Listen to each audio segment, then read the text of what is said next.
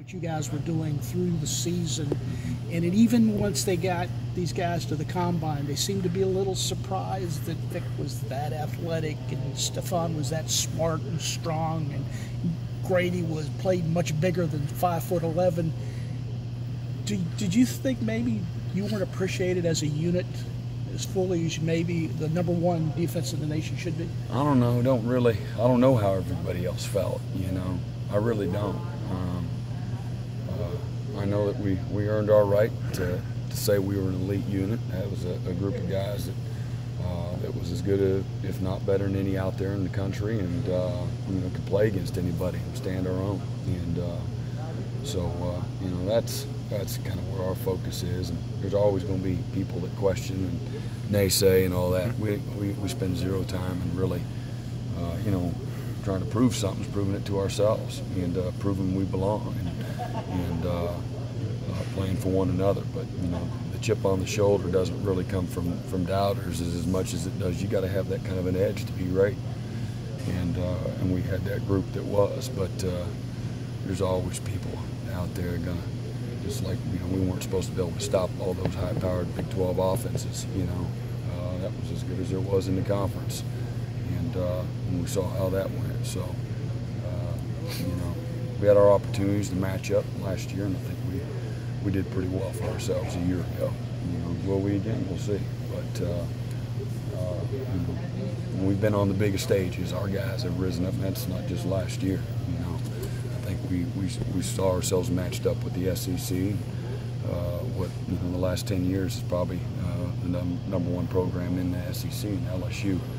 So we put the ball on the field and spotted it, and we matched up pretty dang well. Did the same thing against Ohio State and did it against Oklahoma. So in the big picture, we've had our opportunities, and I feel like more often than not, our guys have more than responded and have answered the critics. Does that go in your bedpost? Somewhere, yeah. Does it? Yeah, why not? Why not? Yeah, because again, those 3 games in particular, I think we were the underdog in all 3 of those games, and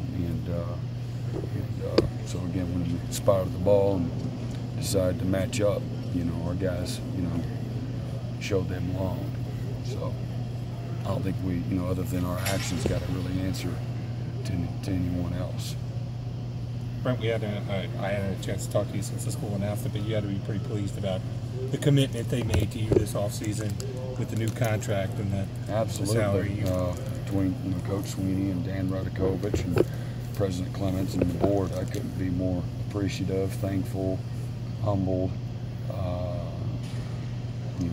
pinching myself, incredibly grateful for our coaches on our staff.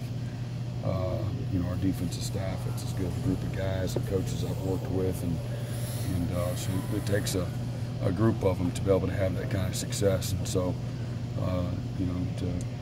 for them to show that kind of loyalty and appreciation and investment, again, I'm eternally grateful,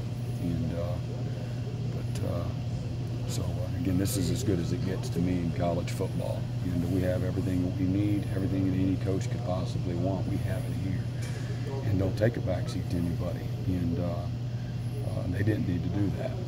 I would have stayed for a lot less, but you didn't tell them that.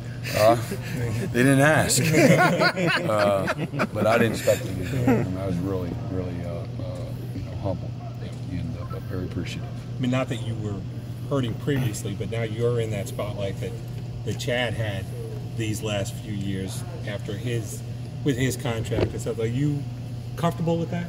Yeah, I mean, everybody. How do you call defense and got all these people screaming and yelling? That stuff, that doesn't matter to me. It doesn't affect me at all. I just have always been a believer. You can't let external factors influence you. You can't be afraid to make a bad call. You make an aggressive call and you're okay, win, lose, or draw with the result. And you can't, I better not call that because what if they score a touchdown?